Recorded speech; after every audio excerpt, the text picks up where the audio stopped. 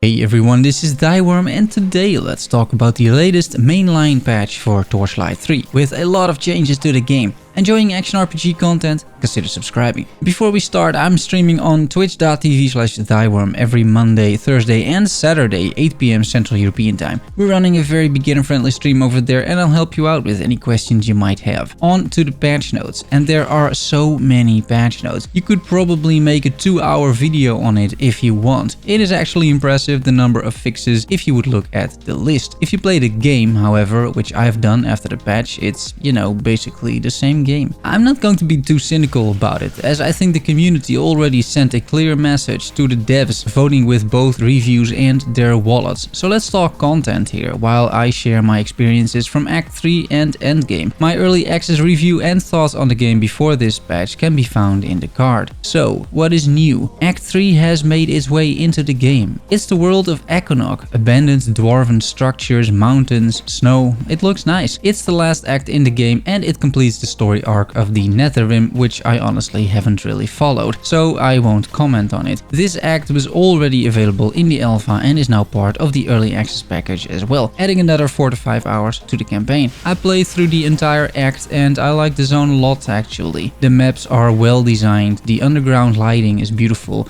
Overall, I could appreciate the content. There are a few new bosses as well, plus some recycled ones from earlier acts. It felt way less repetitive than the previous two acts, so in that case the game ends on a high note. But then you enter Endgame. Previously there was nothing there, now there's map works and contracts and fame. Map works can be obtained by completing contracts and contracts complete by gaining fame, so let's talk about fame first. Every time you kill a notable monster or boss or complete a quest, you receive fame. Gather enough fame and you complete the next level of your contract. It's pretty straightforward. Contracts are basically a battle pass. It works exactly the same. You can select 1 out of 3 contracts or battle passes and then you just play the game. You gain fame by killing stuff and you unlock rewards. Sometimes those rewards are map works. Mostly these rewards are cosmetics. It's pretty obvious that the contract system is yet another remnant of Torchlight Frontiers, which was a free-to-play game, and I'm confident this used to be a purchasable battle pass by design, which has now become a core gameplay feature. It's up to you if you enjoy unlocking battle passes for mostly cosmetics and fort decorations. I'm personally not a big fan of this. On to map works, which are basically maps like in Path of Exile. You get a bag of map works for contracts, and it is in theory an endless supply because after you complete contract level 40 you can reset the contracts again and again, and map works are part of the rewards pool. You'll never run out, but you do need to grind for them. Once you open up a bag, 3 maps come out. You can activate those maps and you open up a portal. You use this portal and you're teleported into a zone where you receive a small quest. You usually need to kill a number of enemies or collect some items from enemies or both. It's honestly pretty boring. Also, the zone does not always contain enough enemies to complete the actual quest, and completion of the quest is required to get to the final boss in the map works. That is the whole point. So that's rather a frustrating bug which keeps you from completing the map work. Once you complete the quest and kill the boss, the mission is done. You get some loot and that's it. It takes about 5 minutes maybe.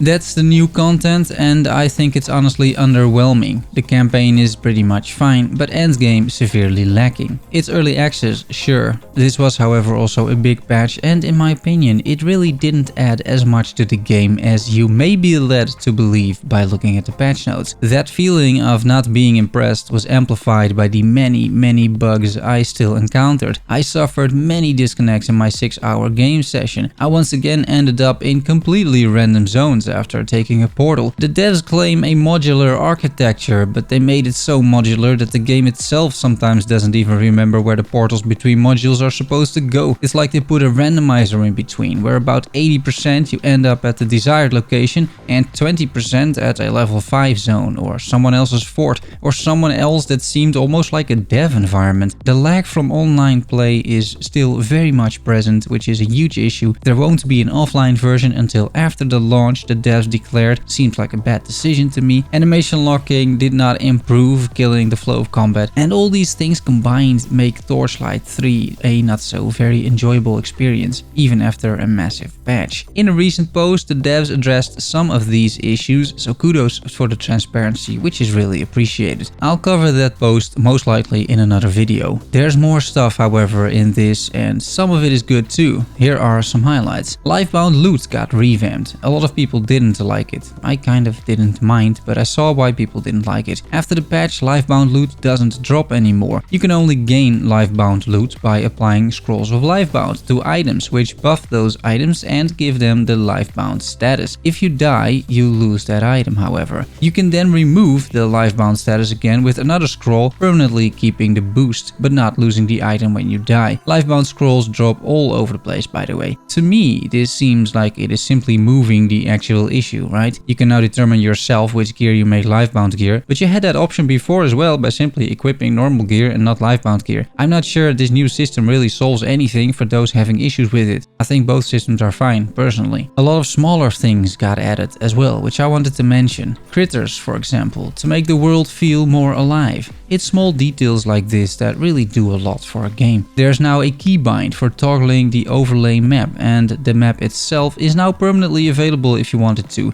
It used to disappear when you moved your character, super weird, but now it is in fact static and toggleable. I know this was a gripe for some people, so that is fixed and it works really well. Item buyback got added in the game, that's a nice quality of life feature. Gambling received a few updates, maybe I got lucky, but I gambled 2 legendaries in about 20 tries, so that was pretty nice. Lucky drops are now at least magic or higher quality. Ember drops got buffed and they indeed drop a lot more often from bosses, allowing you to craft more relics. Relics received a small overhaul as well. The active skills when activating relics has been made less tedious. I used to have a skill that summoned a spider attack in a straight line that was on like a 4-second cooldown or something. After the rework, I get a spider pet for 24 seconds, which deals decent damage and just kills monsters. It's nice. Loot got a bit of rework as well, particularly the affixes. You see a lot more bonus damage rolls, mana reduction rolls, and the items as a result are less bland. It used to be mainly defense and then a secondary defense, and now there's a bit more flavor and you can actually combine a few items to boost your damage on your build, between quotation marks. Calling this a build is still pushing it with 14 available skills and a relic. And that's it for now. I hope you enjoyed the videos, ladies and gents. Thanks so much for watching and making it to the end. See you soon.